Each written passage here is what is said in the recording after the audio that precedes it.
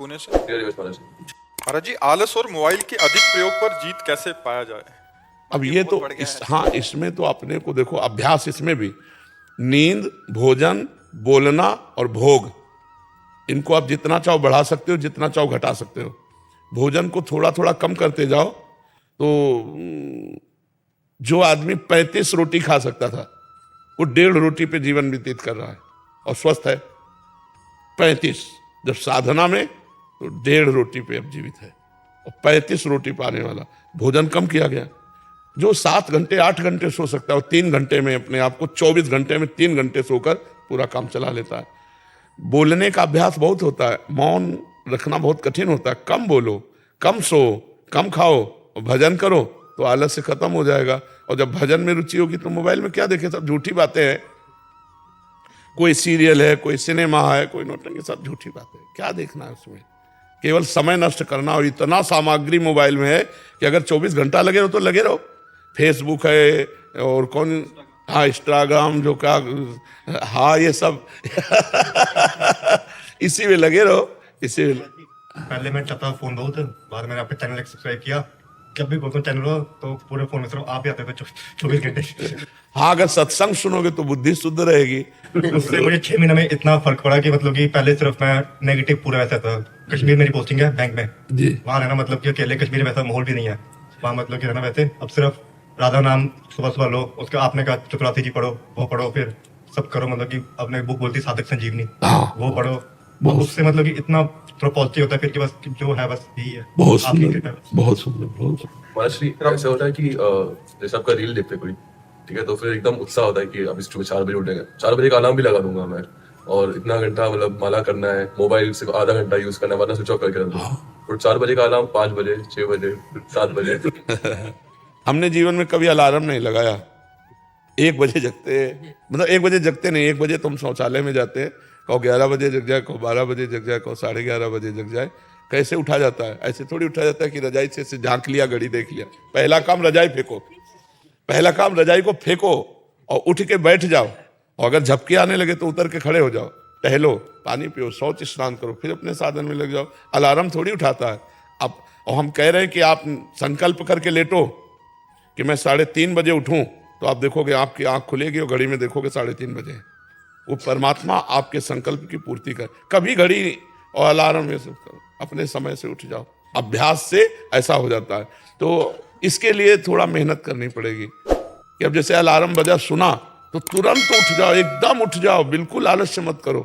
ऐसा करो, पहले बिस्तर से हटो, रजाई फेंक दिया, बाहर हो गए, और फिर एकदम मुंह आदि धो करके फिर नाम जप करने लगो, जो अपनी दिनचर्या में लग जाओ। 4 बजे तो बहुत कम है, 4 बजे तो यहाँ सत्संग शुरू होता है। लोग रोड में रात्रि में कैसे खड़े रहते हैं, तो पूरी रात भर लोग खड़े रहते हैं। तो हमें लगता है अगर हम अभ्यास करें तो हो सकता है, ठीक है। और मोबाइल का हम ये नहीं कह रहे कि आप बिल्कुल घंटा आध घंटा नियम रखें, हर समय मोबाइले में चिपना। आजकल तो ऐसे लोग कि गाड़ी भी चला रहे हैं तो मोबाइल का प्रयोग कर रहे हैं, मरोगे और मारोगे। गाड़ी चलाते समय मोबाइल का बिल्कुल प्रयोग नहीं करना चाहिए। ऐसे में लगे तो कहाँ 1 सेकेंड में सामने वाला तुम्हें ठोक देगा या तुम सामने वाले को ठोक दोगे। मोबाइल बहुत अच्छी चीज है, बहुत बुरी चीज है, दोनों बातें।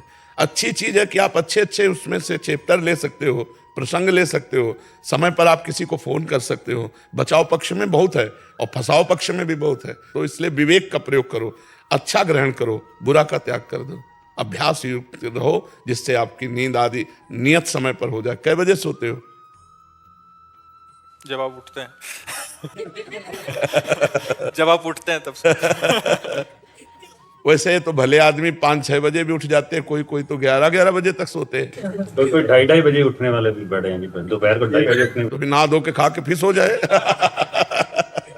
महाराज जी, बट यहाँ पे आके नींद ही नहीं आई, यहाँ पे 3 से नींद आई नहीं बिल्कुल भी। हाँ, दिव्य धाम है भगवान का यार। इनकी दिनचर्या कुछ ऐसी रहती है प्रभु, जैसे दिनचर्या ऐसी रहती है कि हम पशु चिकित्सक हैं तो हमें लेट हो जाता है, 9 बज जाता है कभी कभी फील्ड में, तो हमें सोने में 10-11 बज जाते हैं सुबह, इसलिए विलम्ब हो जाता है। तो 11 बजे सो जाओ, 12, 1, 2, 3, 4, 5, 6 घंटा केवल नींद पर्याप्त है साधक के लिए।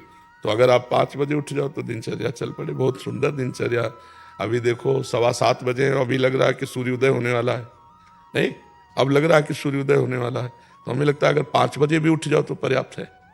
6 घंटा सोना चाहिए गृहस्थ आदमी को। साधु महात्माओं को 3 घंटा 4 घंटा जितने में निपटा ले। फोन आने लगता है इमरजेंसी केस का, हम लोग तो ऐसे उठ जाते हैं 5 बजे। पशु परेशान जो रहते हैं उनके पास। बिल्कुल बिल्कुल, नाम जप करते हुए और आप पशु सेवा में जाओ, बहुत बढ़िया है एक हमारा प्रश्न है जी। कि कभी कभी हमें कुछ ऐसे पशुओं का इलाज करना पड़ता है जिनका पशुपालक बस मांस भक्षण और उनके लिए करते हैं, तो क्या उनकी हमें इलाज करने में कभी कभी लगता है हम अप्रत्यक्ष रूप से पाप के भागीदार तो नहीं हो रहे हैं? लेकिन आप तो उसके रोग निवारण के लिए जो गए हैं, वो हत्या के लिए पाल रहे हैं, स्वस्थ करके उसका मांस खाना चाहते हैं, लेकिन आपका उद्देश्य ऐसा नहीं है। आपका उद्देश्य केवल पशु को स्वस्थ करने का है। आपको आगे की बात नहीं सोचनी है। आपके पास फोन, मन में बड़ा व्यथित होते हैं कि हम इसको यहाँ बचा रहे हैं लेकिन आगे चल के इसको और दूर। हाँ, पर आगे की बात ना सोचो।